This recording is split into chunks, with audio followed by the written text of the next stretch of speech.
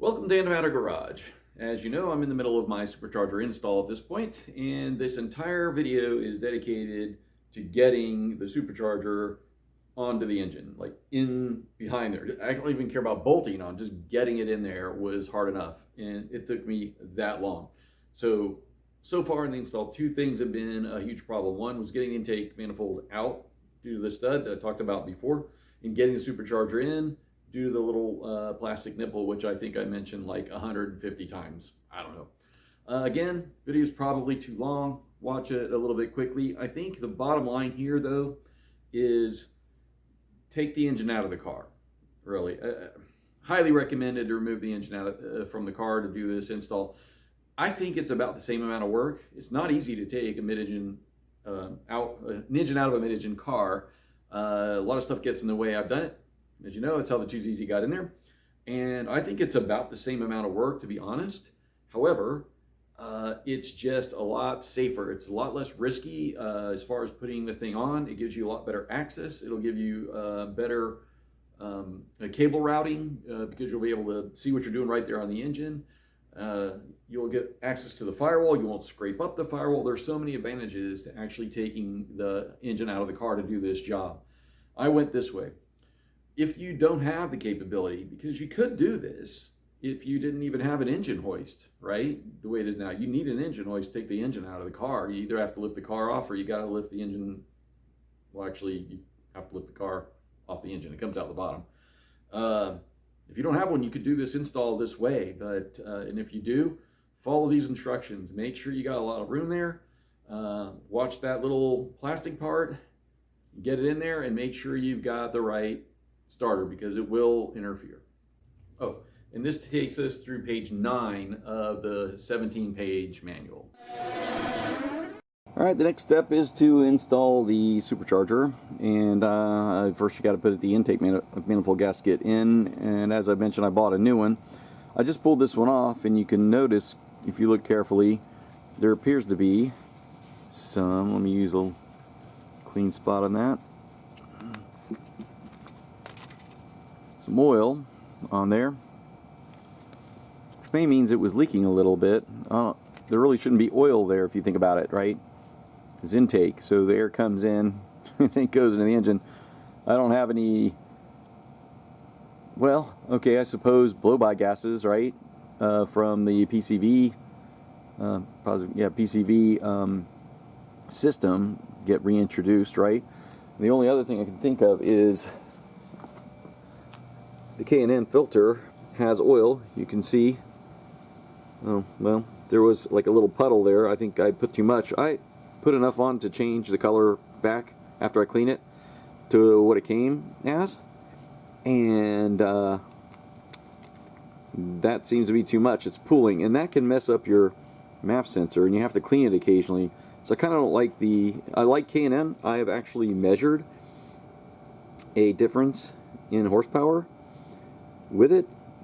It was about 4, but I really don't. I think I'd rather have a dry one, even if it's less, because yeah, you start getting running problems when your MAF gets dirty, and then you got to clean it out, and I'm not sure you can always clean it. Sometimes you have to replace it, and of course, you know, over time you don't know when it's going to happen or how long, how much oil, you know, needs to get on it for that to happen. So I would prefer to have a dry one that's reusable. Anyway, I'm going to go ahead and take a picture back there and see what's going on with this. See if I can see anything, and then put the new one in. And they're saying to use a couple of dabs of that silicone just in the corners, like I guess probably sort of here where the ears are, just to hold it in place. So you're not trying to seal anything. You're just trying to keep it from falling out. It gets a little bit tacky over time.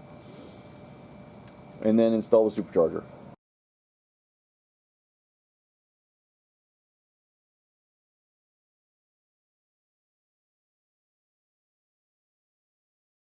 So I thought that they were telling us, or not telling us, to install the pulley yet because you'd want to damage it putting it in the car. But the truth is there's a support that goes on the snout, and it has to slide over, so the pulley can't go on yet, which is a shame because I have a feeling that's going to be really hard. Anyway, I'm ready to put this in, so Oh, this is going to be a real pain, real sphincter factor, especially because of this. I've got a stud on the other end. It's still there. They didn't say to take it out. I think it was only this one.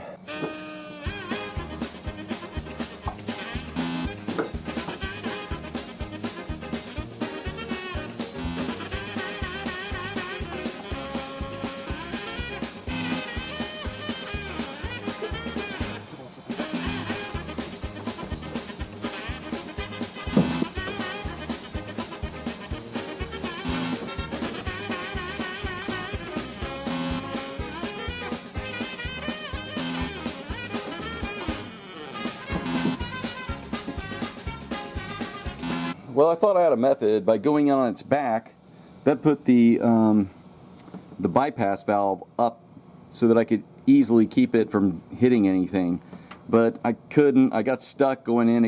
It was jammed up against the firewall and the engine, so it wouldn't turn. The intake manifold gasket keeps falling out. I finally just put a bolt in there to hold it into place, and I figure hopefully there'll be enough room I can take that bolt out, you know, before putting it together. Trying to go in the way they show me to go in this way always puts that bypass valve right here, and this coolant hose, you know, it's hitting there, but I don't see it going much further. And then if I take that out of the way, then it's just going to hit, you know, on the engine here or something. I don't think it can make the turn before that clears. So honestly, it's just, I feel like the engine needs to come down more, or actually I feel like Monkey Wrench is smoking something to think it goes in here. You know, and again, feels like if it went in pieces, if I put the intake manifold on, then I could probably put the supercharger in without issue, but there's no way you're going to get to those bolts. That's why you put on ahead of time. I don't know how to get it in there. Right now I'm at a complete loss. I don't know anything I can move. I mean, it sits on these and it catches because it's rubber. It doesn't want to slide in. So you force it and then you jerk and then you get really close to smashing. I put some stress on this thing already, and I can't believe it isn't broken yet. I just know it's a matter of time. And because that's, you know, calibrated at the factory, I'm guessing if I do break it, I gotta probably send the whole thing off to Magnuson to have them put another one on, pay a bunch of money shipping, pay a bunch of money to have them recalibrated, pay a bunch of money for the part, and then more shipping back. I need a bigger hole. This is a nightmare, to be honest. This is, two things have been the biggest problem. That stud that kept me from getting the intake manifold off, and now it looks like such a huge hole, but it doesn't go in there. And this catches too, by the way. Ground cable. I'm gonna have to think about this for a bit. So these hard lines are one of the things that's in the way. I don't know that if they were completely gone, if it would be enough room or not, but I guess my only option right now that I can see is to remove these and see if I can maybe move them out of the way. I can see that one of them has a soft line on it, but the other two I think are hard lines that go all the way to the front of the car. Alright, well, it's the next morning. I have guests that have arrived, but it's early. It's only, well, it's 8:30. It's not super early. But I have a couple hours maybe before they rouse and we are going to have breakfast or whatever. Anyway, what I've done to improve my situation is two things. One, I've moved these cables out of the way. Hopefully, I got them all. I think there's something still holding one of them. So I'll take care of that. The other is these hard lines here. I have gotten them to a point where they can be at least moved partially out of the way. I don't know if that's going to give me what I need or not. I mean, I still have these studs on the bottom here where my finger is. I need to maybe strap them down somehow so they stay out of the way. I have a feeling they're still going to be in the way of rounding this corner. But you only know, there's only one way to find out, right?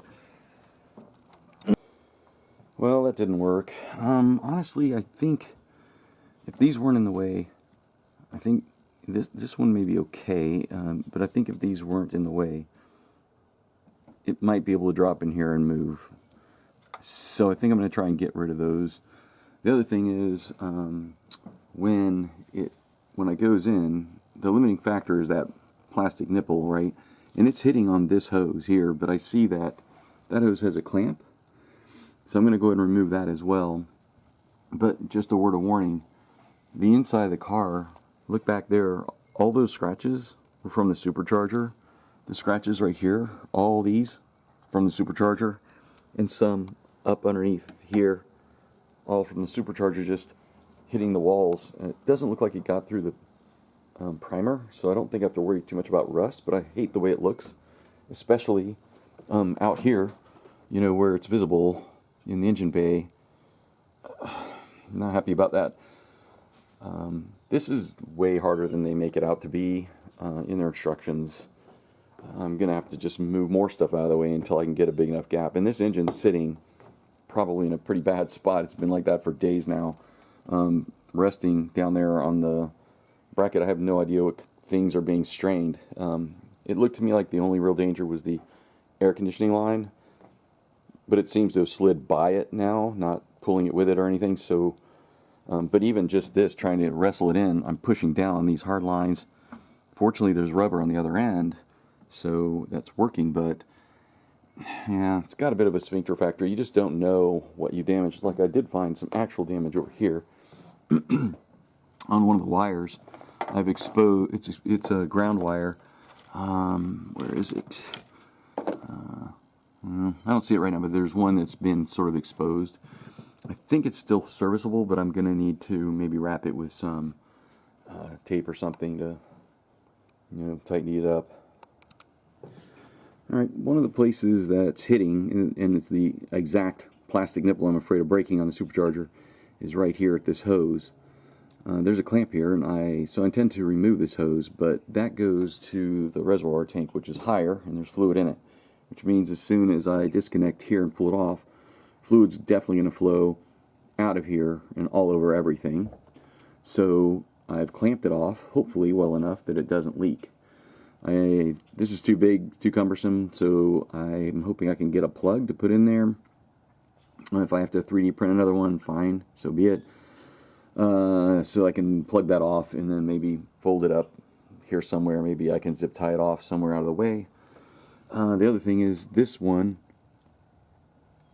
has fluid in it too, but it doesn't seem like very much. I'm hoping that won't come out of this hole. But as soon as I remove this, if it starts to flow, I'm going to put it back on again real quick and then come up with a plug idea for this end too, or abandon the idea altogether. Then the next plan of attack is to remove these two cables, these two hard lines here, down where they get soft. There's one that's easily seen. There's the clamp there. I should be able to get that off pretty easily. The other one goes down that hole. Let's call it a rabbit hole. It's going to be harder to get to, but I think that's kind of the only thing I can do. I have to make more room. I just have to. It's just not working this way. Either I'm forcing things too much that's going to damage them, or I'm going to damage the supercharger on the nipple on there and everything right there. So I think my only choice is to make some room. I think you can't be in too big of a hurry to do this job in this car. You need to approach it that way and just slowly keep nibbling away until you get enough space. In my case, that means adding what I'm doing to the list of things, because I've taken so much of the engine apart at this point. I make sure that I document every single thing I do, every screw, even if the screw's not supposed to go back in again. I just document that I've done it. That way when I go to put it all back in, I can check every little thing, and hopefully I won't miss anything. As long as I didn't forget to put something in here, I should be okay. But yeah, I don't know how other people do this, and maybe they have better memories than I do, but I just feel like I have to write down every single little thing. Otherwise I'm going to have a whole bunch of extra parts. And this has really helped me. I usually only wind up with 2 or 3 extra parts left over now. Alright, I put a towel down there, see the red one, and I put a towel right around here in case anything leaked out. To my surprise, nothing did. I had it clamped off here, and since then I put a little plug in here. It's a cork, so it's actually tapered. I'm not sure that hose clamp's really going to hold it in. I didn't want to push it any further. I was afraid I couldn't get it out, but it's higher now than the tank anyway, so I think if it's over here it'll be fine. And surprisingly, nothing came out of this one.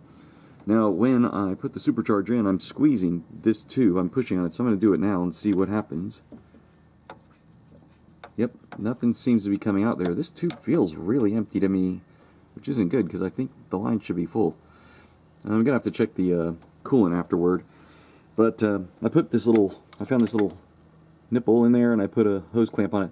I don't know if this is going to help because when the supercharger comes in and the plastic part I'm worried about breaking hits, it might be at this level, not up at this level where the hose used to be. But anyway, I did my best. So next is those pipes. I think this is going to be the longest video I've ever made. I don't know if you can see it right there where my finger is there. Yeah, I had a hard time getting that off. It's hard. All this stuff is in the way. But I was able to get on it with a pair of small needle nose and wiggle it down to where it is now. I got the challenge of pulling it off the tube. Okay, I have gotten the leftmost one completely loose, but it's still held right here. But it's completely loose at the bottom. You can see it probably flopping around down there, right? This one, however, that's the one that goes down the rabbit hole. And I felt it's deep in there. There's no way I am actually getting to that, maybe ever. I think the way to maybe do it is to come inside the car and pull this panel out and see if I can get to it that way. I'm hoping I can. I'm kind of assuming that's sort of the way it's done. We'll find out. But right now my guests have awoken, and I'm going to go in and enjoy my time with my cousin. Alright, so like me, you want to try and move these out of the way. It's pretty loose, but this one's still attached. And I don't know why you wouldn't. I mean, all these cars are built the same. Although not sure Monkey Wrench Racing believes that. Then the second one, the first one I removed down there, as you can even see it down there. Here, I'll show the end moving around. There we go, it's completely loose. The other one's attached up there, and I'll show you where it goes. It goes to B, what I call B. The ears aren't labeled, but it'll be the second one back. This guy here.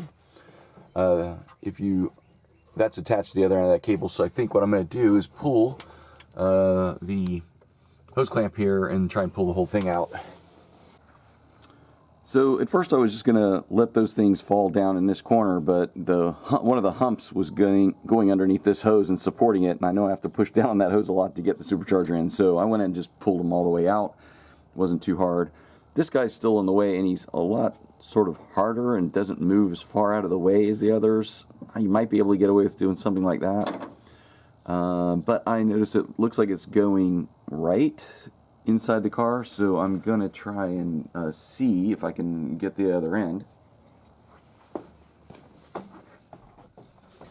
by pulling the fuel injection cover off and seeing if I can see where it goes. Alright, so I secured the hard line with a zip tie to this stud here as best I could. I couldn't find out how to get it released on the bottom there. It may be something that has to be done with the fuel tank out. I don't know. It heads down there. It's hard line. This black isn't where it connects. That's actually just a cover on the hard line. Still hard line, pretty much all the way back. Now I'm going to try and get myself a little more room. I'm thinking maybe these, I don't remember, but these things might be kind of in the way, and it's loose anyway. So what I think I'll do is remove or release this electrical harness, which is you pull out if it's like the other ones. Yeah, and it comes off. And now it can go down a little bit at least. And then, does that come off? I may need 2 hands for that. I'm going to just take that away, just to give myself as much squish space as I can to get that supercharger in there. Alright guys, this is a huge amount of space here. I don't see it getting any better than this. I'm going to try it one more time.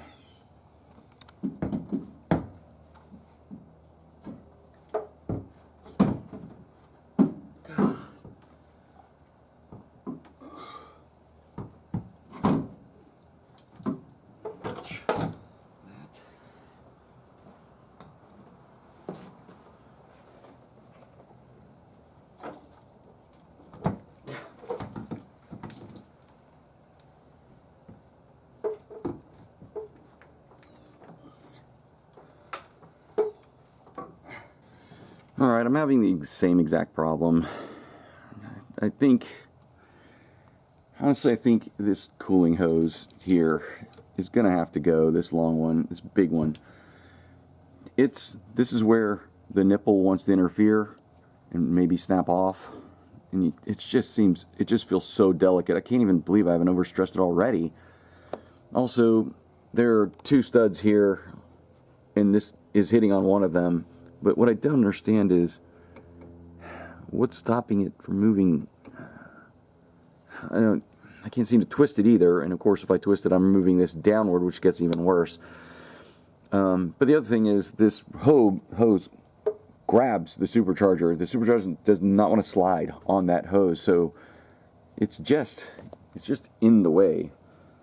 So now I'm going to try and figure out how I can remove the hose without dumping absolutely every ounce of coolant all over everything. I could clamp the hose. I think that would be fine. I have to pull the supercharger back out, I think, which is just scraping the hell out of the car. I could clamp the big hose so I don't think it'd leak out of there, but it's going to come dumping out of the engine, and I don't have a solution for that, so I'm going to work on it. I just think removing that hose kind of solves all my problems. In fact, if I just went straight to that, there's a chance I wouldn't have had to do a lot of this other stuff. I'm going to try one more thing first. I'm going to try the upside down idea again, putting it on its back. I don't know, it's technically not its back, but like this, where this is up and I can see it. The problem with that before was I was able to get it in, but I couldn't turn because up front here it was hitting on the engine up here. But now that this stuff is missing in the back, maybe that'll give me more room to sort of do this with it, like a sort of a smooth push in and rotate kind of thing. If that works, then I won't have to do the coolant line, but it's just, you can see right now when this gets stressed on that, it puts stress on that, and so it's got a real sphincter factor to it, but maybe I can kind of do that. I'll give it a try. Nope. Alright, that's the starter motor. I'm going to pull that out. Looks like the bottom bolt's real easy to get to, and the top one's nearly impossible. You can see up there the supercharger sitting there. I may have to move it some more to get access. Alright, at this point I'm nearly out of options. I mean, the last option, the nuclear option if you will, would be to remove the engine. Well, I submit that I am nearly there already. What I'm going to do is try and lower the engine more. I can't do that because it's already resting on the supports at the bottom, so I'm going to remove the supports. In addition, before I do that though, I'm going to need to make sure that it can move. There are axles down there that are attached to the wheels. I can't move those too much. There's lines connecting to the AC compressor down there, which are up against the...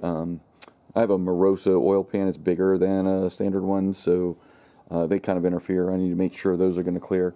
And just check basically all the lines and make sure the engine can come down more. Unfortunately, down isn't 100% what I need. What I really need is back, which means I think I'm going to have to go down more to get the clearance that I need than I would if I could just go back. But back's not an option because it's hitting, the transmission's hitting down there. To go back, I'd have to lower it so far. I would already be there. Same thing, it's hitting over there. It's kind of resting on it right now. Down is the only option. I was really close. We actually got it in, but we couldn't rotate it fully into place because this again was hitting on the engine. So yeah, I'm going to bring it up in the air and take a look.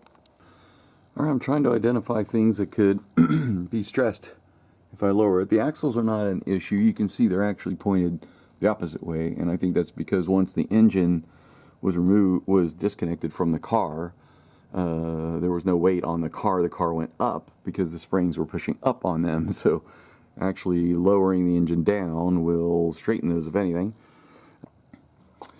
So here are the air conditioning lines, and you can see how the engine's sliding past them.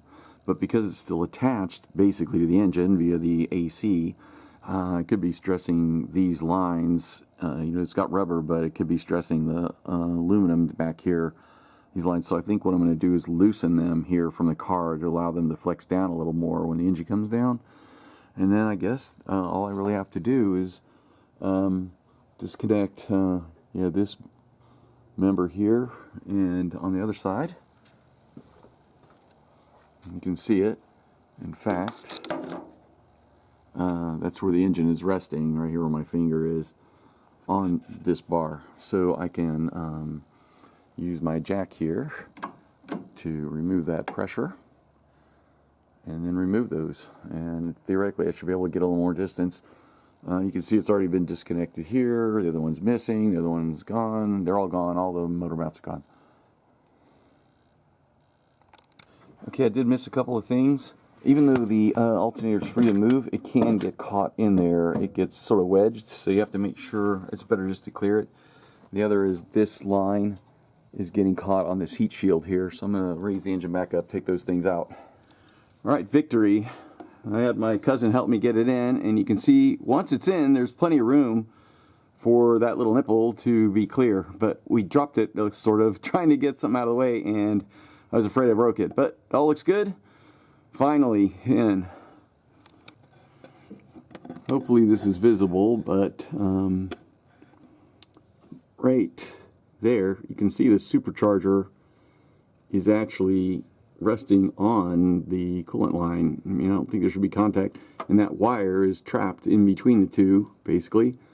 So I'm going to try and correct that, but I mean, if you look up there, you can see there's only like 1/8 of an inch left for it to tighten down. I don't know if that's going to provide clearance or not. Seems kind of like an interference fit to me. Okay, I don't know if I mentioned this along the way, because it's been a whole nother week since I even worked on this. But I just want to mention that there are 6 nuts and bolts, 1, 2, 3, 4, and then 1 nut, 5, and another nut I have on the car already. That holds, so 6 total, that hold the intake manifold to the engine originally. What they've given me is, strangely, 6 of these, and they're telling me to use 5 of them. There's also a longer silver one, which I'm assuming I'll find out in a minute where it goes. However, on mine, the 2 nuts went on the long stud back there you saw me have so much trouble with. But up here, there's a shorter stud. I'm going to put my finger on it right there. I chose to leave the stud on and use the original nut because that helps you place the supercharger on when you're trying to get it in the car. So I'm going to use one less of these gold ones. But I'm struggling right now to determine if I should use these gold ones or if I should use the original ones that came with the car.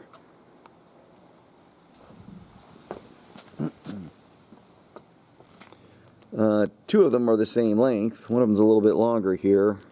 I'm going to go ahead and use theirs. I hope they're as high a quality.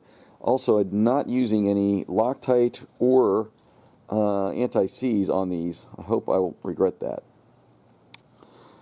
Alright, actually I have decided to use some anti-seize on these. I noticed there's something on the ends of these bolts. I don't know if I've ever removed the intake manifold in my car before or not, but it is threading into an aluminum block, so I think just to make sure, or to try and prevent anything from getting seized up in there with dissimilar materials, I think I'm going to use a little anti-seize. Alright, the supercharger is now bolted in place. It's 5 bolts versus the 6 that was on the intake manifold.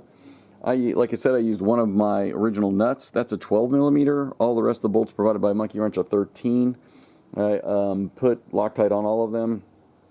It says to torque it down to 35 foot-pounds. I can't do that. I mean, it's just impossible to get a torque wrench down there in between, you know, the runners. It's just not going to happen. So I did my best to use even pressure with the 13mm wrench, which is all I could get on it.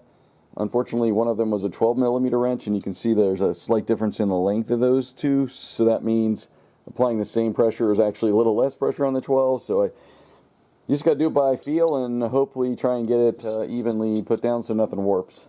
The instructions also say before you tighten it down to make sure that the supercharger flange is flat on the intake manifold flange on the head of the engine, and I highly recommend you do that because I originally had a electrical connector trapped in between, and it wasn't allowing it to seat, and I had to do a whole bunch of finagling to get that thing back out of there, and now I'll have to put it back in again, but it was stuck between the supercharger and the head, and you don't want that. So definitely do that before you torque it down.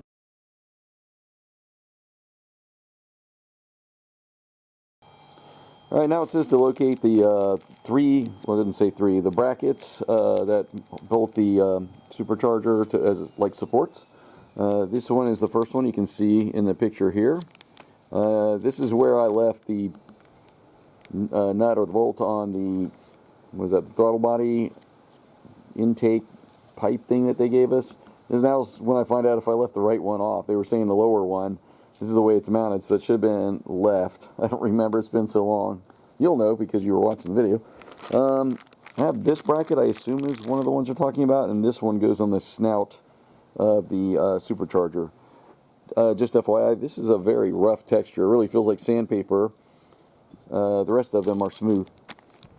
Up there, hopefully, right there, hopefully you can see that, is another plug. Looks like an aux sensor. I'd like to plug that in while I can get my hand up in there. If I put the starter motor in, I won't. I'm going to have to try and reach it some other way. I have a feeling it's best going to be done now. Alright, so while I'm waiting for the new starter to show up for Monkey Wrench, they, to their credit, they did offer to send me a good used one, and they sent it for free, so that's kind of nice. I don't know what it's out of yet, but the guys on Spyder Chat say it's probably a 1ZZ powered vehicle. But I need to know in case I have to replace it at some point. So while I'm waiting for that, I think I'm going to turn my attention toward the water injection system. Okay, that's it. You can hear there was a lot of frustration in my voice on that video, but it's in at this point. And I think the important thing to note here is that there are a few extra steps that have to happen. The thing that holds the snout in place, there's another bracket. It's not 100% installed yet, but it's pretty close. So we're getting to the end here. I still have like, I don't know, 3 or 4 hours of video after this point. I'm not gonna, I do delete stuff. It's not gonna be like 5 more episodes, I don't think. But there's the tuning still to take place. There's some stuff for the water injection, which I'll throw in. I still don't know how I'm gonna address that, if you're gonna wanna watch that or not. How much of it has to do with the supercharger install and how much doesn't. But there's still some other stuff coming here, but this is the hardest part. A lot of it is just sort of putting it back together again. Oh, there's the ECU. Anyway, thank you for watching. Tune in next time when I do, I don't know, page 10 and on. Oh yeah, one other thing I wanted to mention was that I could have just drained the coolant out the normal way from the hoses on the bottom of the car or something, to keep that from going all over the place. I don't know why I didn't think of that. I think I was still thinking along the lines of reasoning that, hey, the engine's in the car. You don't need to empty coolant for that. It's in the car. And technically, you know, that's something you would do when you want to remove the engine, but technically I should have probably, I don't know why I didn't think of it. So you might consider that if you're going to do it with the engine in the car.